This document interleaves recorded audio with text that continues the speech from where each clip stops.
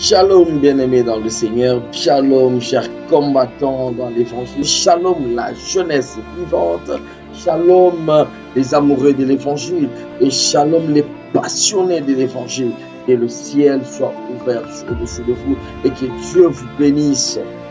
Désormais, nous aurons un jour une pensée, nous aurons un jour un verset biblique, un jour une exhortation. Désormais, nous aurons un jour une révélation et un jour une mission. Aujourd'hui, par la grâce de Dieu, nous sommes dans le livre de Matthieu 28.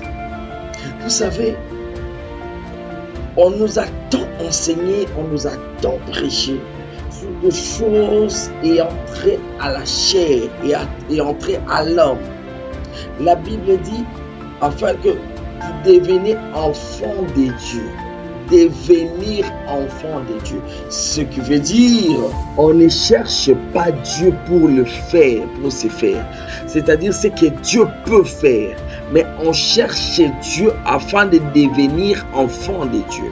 Nous ne cherchons pas Dieu afin de devenir riche, de devenir tout ce que le monde peut, de devenir star, de devenir... Non, nous cherchons Dieu afin de devenir enfant de Dieu, devenir une image. Jésus a dit ceci, lorsque vous priez, dites que ta volonté soit faite sur la terre comme au ciel. Et vous allez constater avec moi que la volonté de Dieu sur la terre, ce n'est pas que tu sois béni, non. La volonté du ciel qui doit s'accomplir sur la terre, c'est que toi, tu deviens d'abord enfant de Dieu.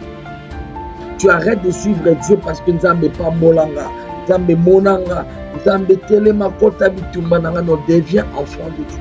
Souvenez-vous, la Bible dit, cherchez premièrement, et regardez là, la Bible dit, cherchez premièrement le royaume des cieux et toute autre chose. Premièrement le royaume. Mais aujourd'hui, la révélation d'aujourd'hui, ce n'est pas de chercher premièrement, c'est autre chose. Or, pour aujourd'hui, la Bible dit ceci. Regardons dans Matthieu 28, et à partir du verset 18. La Bible dit, on va lire ensemble. La Bible dit, Jésus s'étant approché, leur parla ainsi. Tout pouvoir m'a été donné dans le ciel, sur la terre. Tout pouvoir, tout. Et là, quand la Bible dit tout, et s'il y nuance, il n'y a plus rien qui reste. Il dit, tout pouvoir m'a été donné. Moi, Jésus, tout pouvoir m'a été donné. Et maintenant, je prends ce pouvoir, je vous le transfère, le pouvoir, je prends le pouvoir, tous les pouvoirs, je vous les transmets. La Bible dit, maintenant, c'est Jésus qui continue. Il dit, allez, virgule, et faites de toutes les nations des disciples, virgule. Ce qui veut dire, la première des choses, il nous envoie. Ok? Il nous envoie, il nous donne une mission.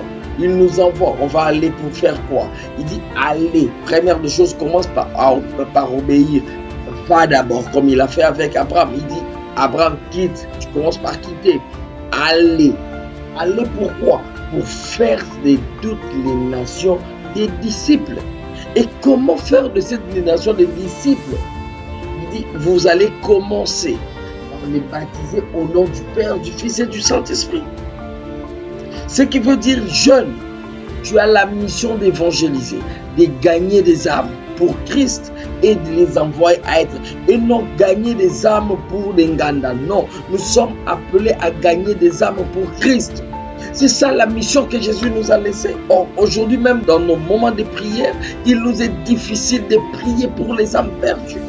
Nous prions pour nos affaires, nous prions pour nos familles, nous prions pour les choses qui ne marchent pas dans nos vies, mais nous ne prions pas pour les âmes perdues. Il dit, allez-y, faites de toutes les nations des disciples, baptisez, et j'aime la suite, et enseignez-leur à observer tout ce que je vous ai prescrit. Donc, ce qui veut dire, toi, tu as été sauvé pour sauver.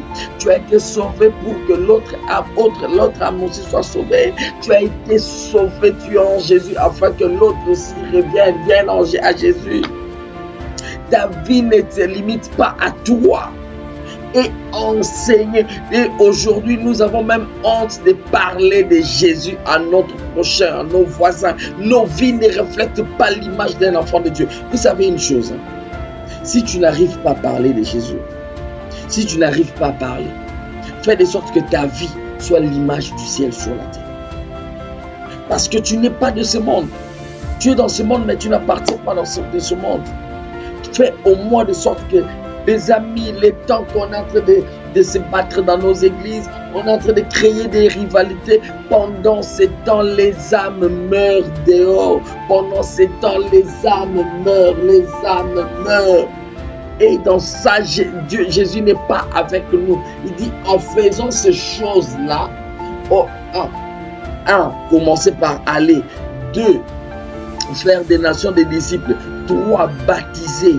Et 4, enseigner à observer. Si tu fais ces 4 choses, comme maintenant bénéfice, la Bible dit, et voici, je serai avec, et je suis avec vous. Donc, je suis avec toi.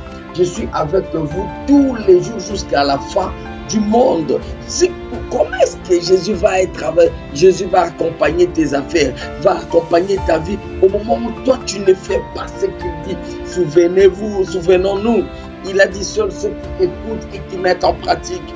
Jeune, tu es encore jeune, tu as le sang chaud. Ne te laisse pas tromper par le monde. Ta mission sur la terre commence par Matthieu 28. Que Dieu nous bénisse. Amen.